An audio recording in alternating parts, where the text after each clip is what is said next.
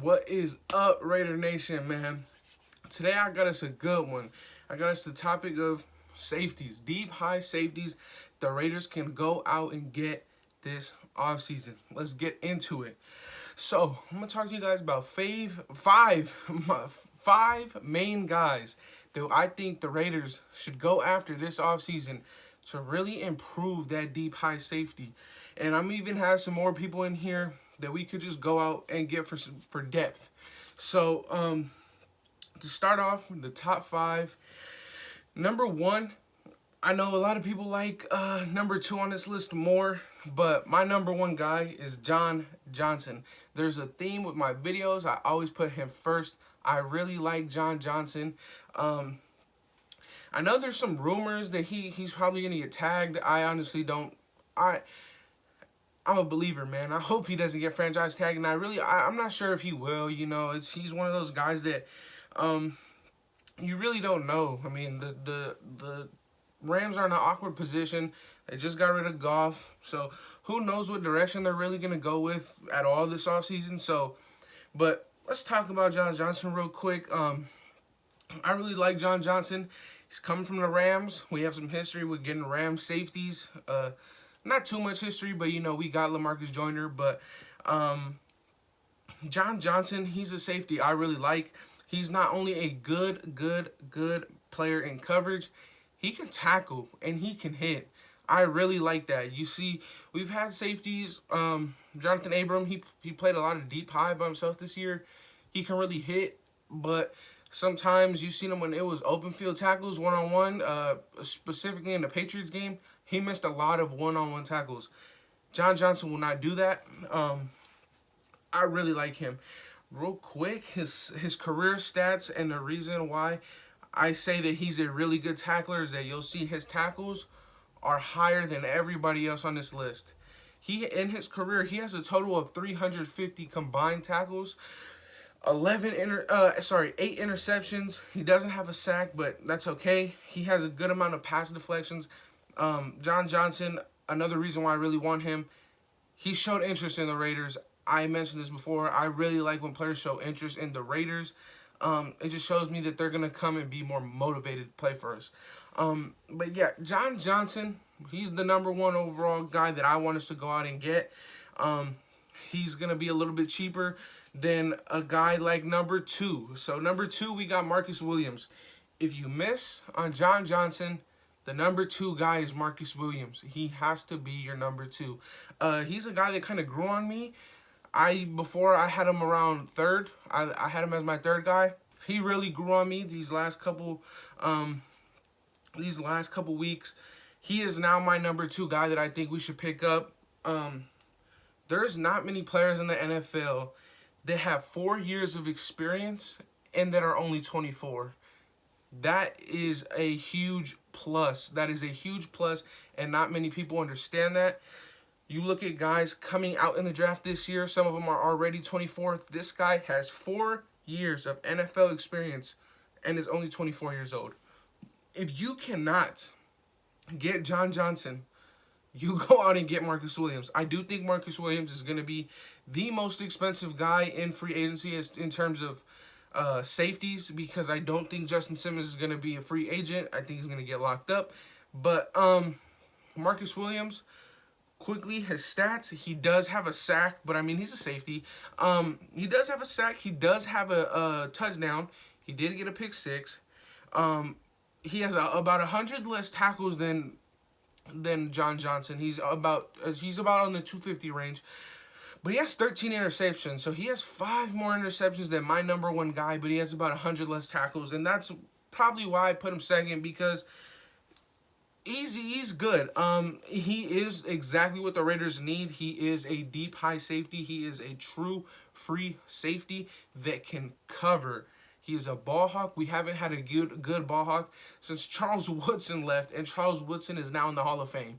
So it shows you where we have a need at. I really like Marcus Williams. I do think his contract might be a little steeper than the other guys, but also with every other team in the NFL, the cap is lowered, so I do think that will affect certain players' contracts.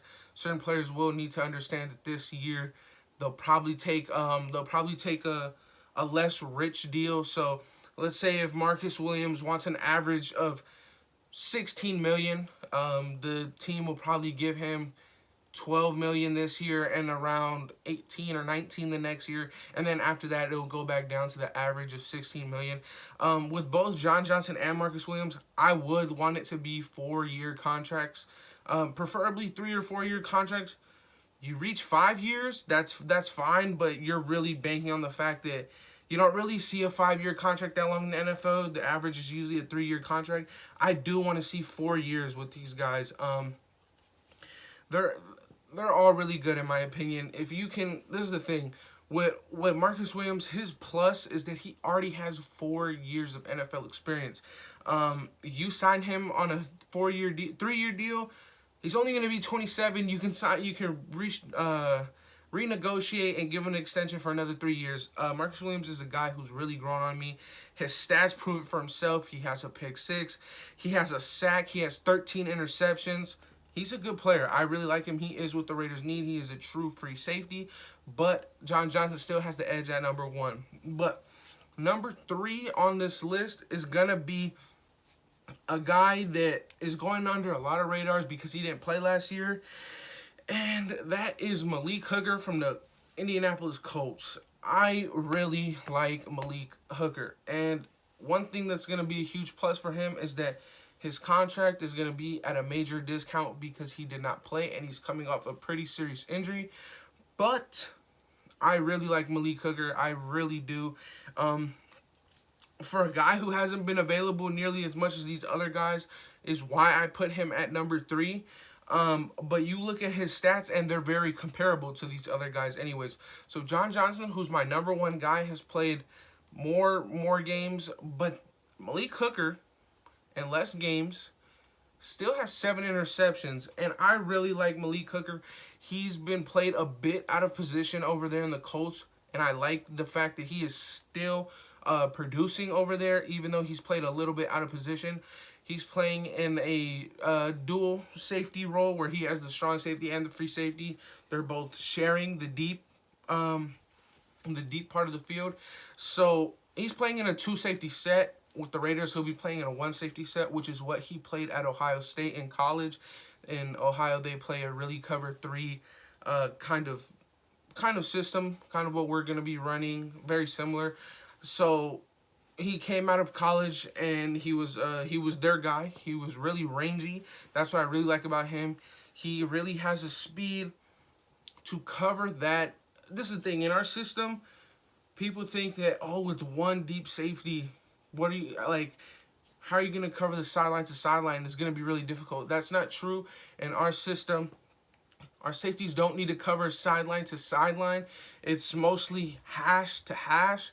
And what I mean by that is because the hash marks in the field is where the gaps are in our defense. So there's not really much gaps in our defense, but those are the gaps that they need to fill when they are there, and Malik Hooker can do that very well. Like I said, his stats: 124 tackles, 7 interceptions. He does not have a pick 6, but that's okay. He has 2 fumble recoveries in his career. He's a good guy. I think you should try and get him. He's going to be on a discount. Was hurt. He didn't play last year. And I think he'll excel in our defense. He's played in a system like this before. I like Malik Hooker a lot. Now, my number 4 guy is here for... he's here because he's another guy who has grown on me. I always thought he was a good player. I always liked him. But he has not only grown on me, he's grown on everybody. He really boosted his draft stock, man. And Richie Grant went to the Senior Bowl, projected to be a 3rd to 5th round pick. He is now going to be a solidified 2nd round pick no matter what. I really like Richie Grant. He is extremely versatile. I really like him. In his career, he has 10 interceptions over there at, I believe it's UCF. Yes, UCF. He has a lot of tackles. He's a good tackler. He's very good. He is very good. You look at his highlights. They not only had him at deep high, and he did very well at deep high safety. They even had him in the box, and he did very good there. Then you put him in man coverage against tight ends, and he was really good as well. Um, you look at his production. He's a very good player. I really like Richie Grant. He should be a guy we should look after and picking up. Number 5, it's, I like him, but I don't. The reason why he's number 5 is not because I don't like him as a player.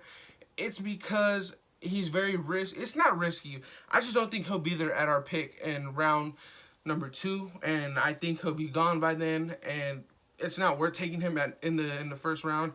It's Trayvon Moehrig. He is the number 1 safety coming out of this class. Very good in man. He is very good in coverage. He's just an overall good player. He is also what the Raiders need. Great deep high safety. He's racked in 7 interceptions in his 3-year career at TCU. I really like him. 20 pass deflections. He's a very solid player. You should really look into getting Trayvon Moehrig if for whatever reason he does slide down to our pick. I think you pick him up.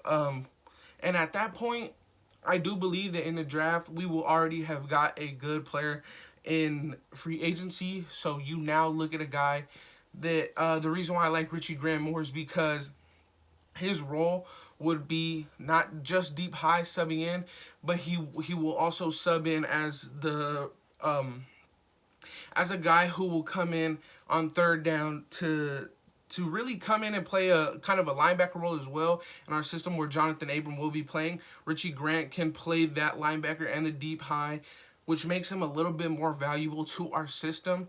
Trayvon Moehrig is not really a box safety. He's really a true free safety. And when you're talking about depth in the second round, you do want to get a guy who can do both. That's why I have Richie Grant at number 4. But if we weren't to get any safeties in free agency, you do get Trayvon Moehrig ahead of Richie Grant to fill our big need. Yeah, those are my top 5. I have 3 honorable mentions that I would not be mad whatsoever if we weren't able to pick these guys up at all. Number 1 on that honorable mention is Anthony Harris. The reason why he didn't make my top 5 is his age. He is aging pretty heavily, man, but he's very good. You seen him last year. He led the NFL in almost every stat for safeties. He was the best safety last year. Didn't get a contract. For some reason, safeties just don't get contracts, and it kind of sucks for them. But he got tagged. They put a 3rd-round tender on him. I was surprised that the Raiders didn't actually take that 3rd-round tender. Just give him the 3rd-round pick, and we get Anthony Harris. I really wanted us to do that last year, but he didn't. He dropped in production this year, which is going to make his price go a little bit lower. His age is also going to be a factor, that's going to affect him in his contracts. My second guy is Marcus May. I do like Marcus May, but just not as much as those other 5 guys. I always talk about this. Marcus May is a good player. He did shine when Jamal Adams was gone, but it's pretty hard not to shine when your defense is terrible. When you have nobody around you and you're just the guy that's making some play, well, you're going to look like the best guy on that defense. So that's why I think Marcus May, I do like him. If he were to be a Raider, I've said this before, I don't mind. I like Marcus May a lot. If he's a Raider next year, so be it. I would welcome him with open arms. No problem with that whatsoever. But my 3rd honorable mention, Andre Cisco from Syracuse. He is very good. He had a very good year 2 years. So not last year, but the year before that.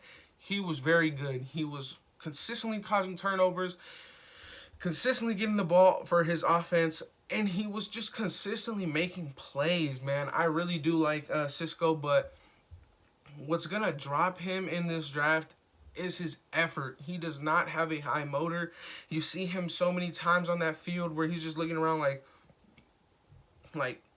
what am I going to do now? Like, all right, you made the tackle, cool. You see him when he's forced to make that play, he will make it, but his effort is what drops his stock a lot. I don't want him as a starter. If he can come in and play a rotational role, that would be perfect. He is very good at that. He is very good at causing turnovers, man. I don't know if it was just like, all right, it's my last year. I'm gonna go to the NFL. I don't feel like I need to prove much. That's not the attitude you should have, especially in your last year. You should try to prove even more. But Cisco, Anthony Harris, and Marcus May are all guys that I would want us to pick up if we couldn't, for whatever reason. If we missed on all 5 of those other guys, you go after those. You go after him. If not, I don't know if the Vikings are gonna end up cutting what's his name, Harrison Smith. I think he is gonna be a cap casualty, but at the same time, I wouldn't really want Harrison Smith because he is more of a box safety. He's a hitter. If we were to get Harrison Smith, that means that you're basically gonna put Harrison Smith in the box and leave Jonathan Abram on an island. I don't want that. I want Jonathan Abram close to the box, making plays, getting hits, and we want somebody who can really cover that back end of the field. So I said all these guys. Let me know what you guys think. If I missed out on anybody, if you think that maybe Marcus May should be in the top 5, or maybe Anthony Harris should be in the top 5. One guy I will say that I'm not high on at all is Javon Holland. I don't know where you guys got I don't know why it was even a thought that he was a first, even a second-round pick. To me is kind of crazy. I just don't see it. His coverage is bad. His man coverage is horrible. His zone coverage is okay.